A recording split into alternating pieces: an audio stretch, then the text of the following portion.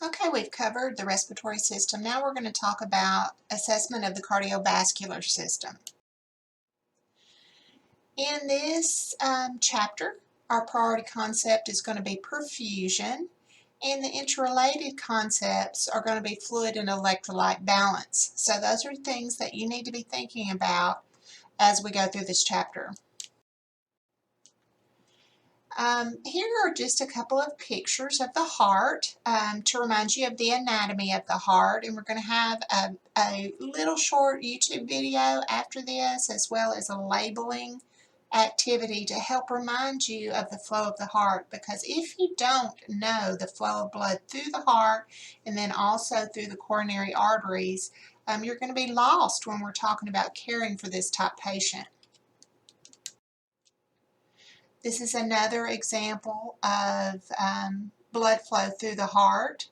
Just gives you kind of an inside look there so that you can see the valves. One thing, well, I'll talk about that in a minute. The cardiac valves, there are 4 valves inside the heart. The first is the tricuspid valve, and the second is the mitral valve. These are both called AV valves. They're atrioventricular valves. That just means that they lie between an atrium and a ventricle. The tricuspid valve lies between the right atrium and the right ventricle, and the mitral valve between the left atrium and the left ventricle. I always like to think about the tricuspid valve has 3 leaves to the valve, okay? And the mitral valve, which is also called a bicuspid valve, has 2. So how can we remember which one goes with what? When we get to the end of this list, I'll give you a little mnemonic to help remember how blood flows through the valves and which one comes first, etc.